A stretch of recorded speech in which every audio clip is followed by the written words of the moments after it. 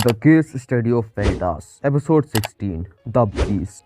So what is up guys, welcome back to it's तो और क्या हाल है तुम सबके। हाँ मैं जिंदा हूँ और अब वापस आ गया हूँ। तो सवाल अब ये है कि मैं अभी तक था कहाँ पे। मैं एक छोटे से ब्रेक पे था। हाँ, छोटे से। खैर, अब मैं वापस आ गया हूँ और अब से बहुत कुछ आने वाला है, तो सब रेडी रहना। तो अब टॉपिक पे आते हैं। तो आज मैं एक्सप्लेन करूंगा the case study of Veritas का एपिसोड 16, जिसका टाइटल है द बीस्ट। तो वीडियो स्टार्ट करने से पहले अगर आप मेरी आवाज पहली बार सुन रहे हैं तो चैनल को सब्सक्राइब करके बेल आइकन क्लिक कर लो। अगर ये एपिसोड थोड़ा सा भी आपको पसंद आए तो वीडियो को लाइक और फ्रेंड्स के साथ शेयर जरूर कर देना। तो बहुत हो गई बकचोदी, let's jump in the episode. Episode की स्टार्टिंग में हमें सीजन 2 के फर्स्ट एपिसोड की क्लिप दिखाते हैं, जहाँ कुछ लोग बीस्ट के बारे में ही बात कर रहे हैं, जिन्हें देख के डांटे बोलता है ये क्या बकचोदी है, हमने कल ही तो उन्हें बीस्ट के हाथों मरते हुए देखा था। तभी वेंटास बोलता है समझ गया, ये एक टाइम लूप है, ये एक बंद दुनिया है जिसे श्रापित एम्पायर ने बनाया है। तभी जेन ने अपना वेपन यूज़ करके हवा में उड़ जाती है और वेंटास उस पर चढ़ जाता है और वो कहता है ठीक है चलो सीधे कैसल की तरफ। लेकिन जेन ने मना करती है, वो कहती है मैं बीस्ट को मारने जा रही हूँ। इसके जवाब में वेंटास कहता है हाँ मैं जानता हूँ और मैं उस श्रापित एम्पायर को बचाने जा रहा हूँ। लेकिन जेन ने उसकी नहीं सुनती और उसे नीचे फेंक देती है। वेंटास कासल पे जाता है और कहता है तो अब वो चूतिया कहाँ पे है। तभी सीन चेंज होता है और नोए को दिखाते हैं जो जमीन पे गिर जाता है। तभी जीन कहता है आखिरकार इसने काम करना शुरू कर दिया। ये सुन के नोए कहता है तुमने खाने में क्या मिलाया था। तभी जीन उसे पकड़कर एक रूम में फेंक देता है और कहता है अगर तुमने क्लोए के रास्ते में आने की कोशिश की तो मैं तुम्हारी जान ले लूंगा। तभी वो अपने हाथ पर एक घाव करता है और कहता है क्लोए ने बताया था तुम बस एक आम एम्पायर नहीं हो, तुम खून से यादें पढ़ सकते हो। जब मैंने वो सुना तो मुझे ख्याल आया एक विश अगर तुम पूरी कर सको, मैं चाहता हूँ कोई हमें याद रखे, एक शख्स से भी काम चल जाएगा। और उसके मुंह में दे देता है अपना हाथ। तभी नोए देखता है कि जीन का बाप उसको मार रहा है। आगे दिखाते हैं कि जीन कहीं बैठा है और वहाँ क्लोए आती है। उसे देखते ही क्लोए कहती है तुम कौन। इसके जवाब में जीन अपना नाम बताता है और वो पूछता है क्या तुम ही सिल्वर विश हो, और उसकी आंखें लाल हो जाती हैं, जिसे देख के क्लोए बोलती है कि तुम एक वैम्पायर हो, और क्लोए रोने लगती है। तभी सीन चेंज होता है और कुछ लोग दिखाते हैं जो कहते हैं एक और विक्टिम, कितनी भयानक है, अब तक कितने मौतें हो चुकी हैं। कोई कह रहा था उसने एक बड़े से बीस्ट देखा था। फायर के मॉर्क्यूस डिएप्चर एक अनजाने रिसर्च पर काम कर रहे हैं। मैंने सुना है उनकी रिसर्च ने एक सिल्वर विच बनाई है जो जंगल में मंडराती रहती है। वो कहती है वो बीस्ट को जानती है। नहीं, जियोडन का बीस्ट खुद विच है, लेकिन जीन उनसे मना करता है। वो आगे कहता है कि वो बीस्ट की असलियत सामने लाकर सबको बचाने की कोशिश कर रही है। आगे जीन को दिखाते हैं जो कहता है अगर मैं थोड़ा और ताकतवर होता।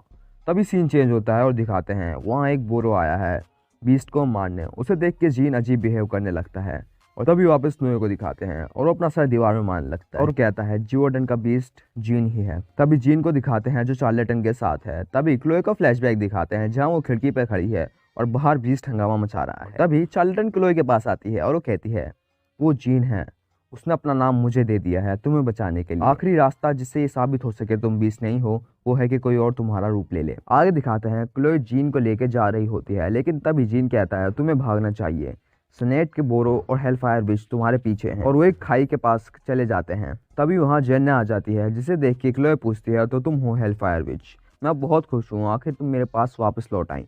अब आगे बढ़ो, ज़्यादा टाइम नहीं बचा है, इस्तेमाल करो अपने नाखून का, अपने पंजों का, अपनी लपटों का और मार दो हमें। लेकिन जेन रोने लगती है और क्लोए खाई में कूद जाती है। तभी चार्लेटन बोलती है क्या तुम्हें यकीन है। बेचारी छोटी सी क्लोए, तुमने कुछ भी गलत नहीं किया, वैम्पायर और इंसान तुम्हें कचरे की तरह फेंक चुके हैं, क्या तुम दुखी नहीं हो, क्या तुम जियोडन से बदला नहीं लेना चाहती। ये सुनकर जीन बोलती है हाँ मैं गुस्सा हूँ, मैं अपना बदला लेकर रहूँगी। और तभी वो दोनों वापस करंट में आते हैं जहां क्लोस मशीन को ऑन करती है। सीन चेंज होता है और नोए को दिखाते हैं जो बाहर निकल चुका है और वो रो रहा है। तभी और फ्लैशबैक दिखाते हैं जहां जीन क्लोए से कहता है शायद बीस्ट एग्जिस्ट ही नहीं करता, लोग बेवजह डरे हुए हैं। और वो मन ही मन में सोचता है शिकार करना तब तक बंद नहीं होगा जब तक बीस्ट मर नहीं चाहता, तो मैं तुम्हारा वो रूप ले लेता हूँ जो शिकारी चाहते हैं। आगे दिखाते हैं कि जीन जेने से लड़ रहा है और वहाँ तभी जीन का बाप उस पर बंदूक तान के खड़ा हो जाता है और बोलता है तुम एम्पायर थे तभी बड़ी दिक्कत थे और अब मुझे पता चला कि तुम बीस्ट बन चुके हो, पर तुम्हें मारकर मुझे अच्छा इनाम मिलेगा। आखिर तुमने अपने आप को काम का साबित किया जीन। और वो गोली चला देता है। तभी नोए को दिखाते हैं जो रो रहा है और बोलता है दर्द हो रहा है, कोई तो मदद करो। और तभी वहाँ रोशनी आने लगती है और सोचो वहाँ कौन होगा। यस, अपना वेंटास जो नोए को देख के बोलता है तुम फिर से क्यों मरने वाले थे।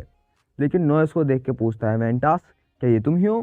तभी वेंटास उसको एक मुक्का मारता है और पूछता है, क्या दर्द हो रहा है? तुम्हें हुआ क्या है? क्या किसी ने तुम्हें गलत दवाई दे दी? आगे वेंटास पूछता है, तो क्या तुम्हें कुछ जानकारी मिली? जेन्ने ने कहा था क्लोई ही बीस्ट है। तभी नोए बोलता है, नहीं ऐसा नहीं है। तभी सीन चेंज होता है और जेन्ने को दिखाते हैं जो बीस्ट से लड़ रही है। वापस वेंटास और नोए पे आते हैं और नोए उसे सारी बात समझा देता है। वेंटास बोलता है, समझा, तो वो बनता जीन ही बीस्ट है और क्लोई एक वैम्पायर है जो अपनी मर्जी से श्रापित हुई है। ये सुनकर नोए बोलता है, लेकिन मैंने देखा उन्होंने किसी को नहीं मारा। ये सुनकर वेंटास बोलता है, तो ये सब बेकार गया, उसका मकसद बदला लेना नहीं है।